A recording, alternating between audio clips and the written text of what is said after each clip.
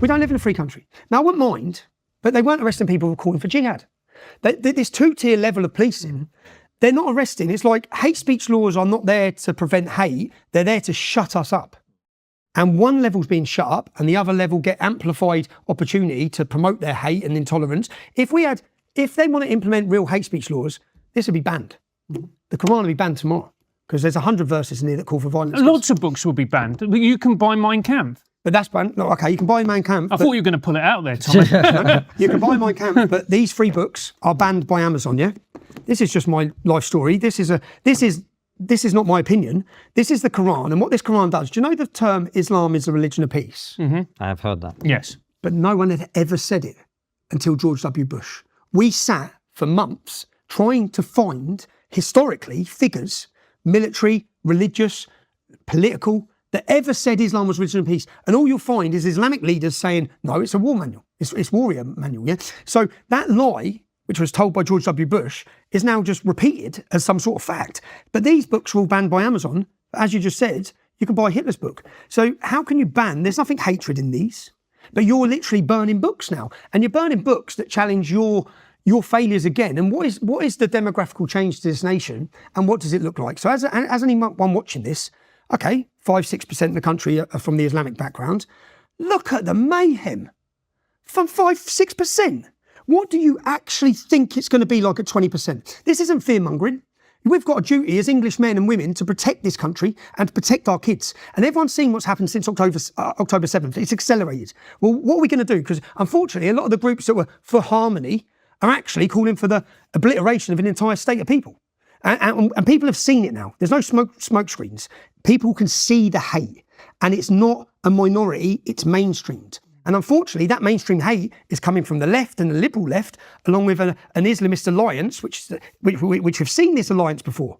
We've seen it in Iran. We've seen where the communists and the Marxists joined along with the Islamists to overthrow and topple the country. And the first thing that the Islamists done is kill them. So we've seen it. And I just think that, you know, as a generation of British men, are we really scared to talk about this shit? Are we actually going to remain silent and look at our country and see that there's 1,000 years of Christian history in this country, over 1,800 years Christianity's been in Britain, but 1,000 years of England.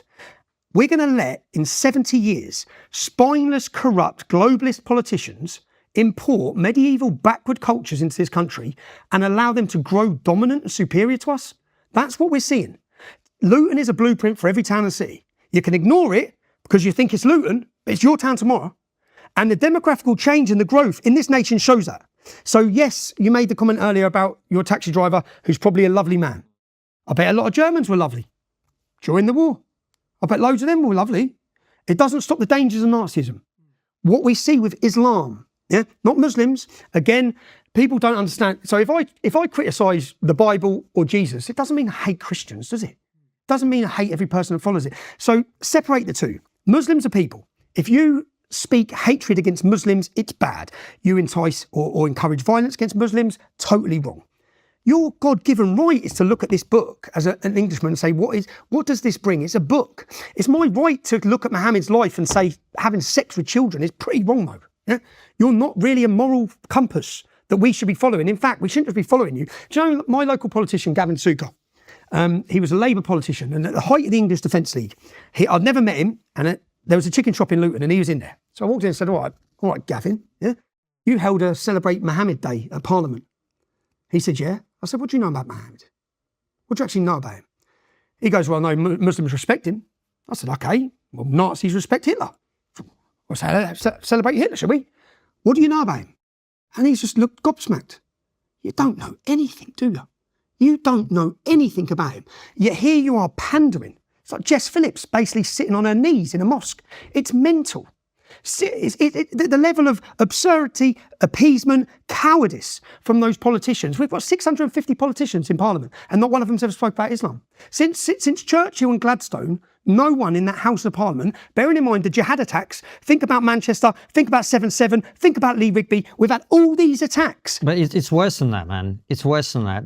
One of their colleagues was killed by an Islamist. So David Ames, do you remember this? Oh, yeah, but the public probably don't even know who he is. Because all the MPs stood up. Do you remember what they talked about in the House of Commons? Probably Islamophobia. No, they talked about online hate. We got to crack down on all. Their colleague has just been murdered by an Islamist. Somalian jihadist, wasn't it? Right, murdered by an Islamist in a surgery, in a constituency surgery, i.e., the thing that they all go and do And his family is still trying to fight. They're still trying to get his poor family is still trying to fight. His daughter. His daughter's still trying to fight against a system that. Do you know why they can't have that conversation again? I can tell you why, because I've speak to them. Go ahead. They're all terrified. And by the way, like you said, they're not wrong. They're not wrong to be terrified. The problem is they're terrified, but we're not anymore. I don't think the public is terrified. The public are not terrified anymore. Right. Yeah. It's like, oh, you put us in prison. Yeah, well, that didn't work, did it, mate? You know what I mean? That doesn't work. Okay? That doesn't work. And it doesn't work because once there's a reality that the country is at stake, that the entire Christian nation, that the entire population and culture and identity and children's future is at stake, we don't care about you putting us in jail. Yeah, because these are an argument I had with my ex-wife so many times. Yeah, she's like, just shut up. What about the kids? I said, this ain't about the kids. What about their kids? I mean, it is about the kids. But it is. But what I mean is, she's like, just shut up to make sure our kids have a say. I said, okay, but what about when they have kids? Yeah. Yeah, and they're a minority. I know what it's like to be a minority in Islam. I've seen it my whole life. I know what it's like. Go ask the Christians in Afghanistan. Go ask the Christians in Iraq. Go ask them in Syria right now. Go and ask the Druze. Go and ask them what's happening. You can't because they're fucking dead. And they're all dead or getting killed.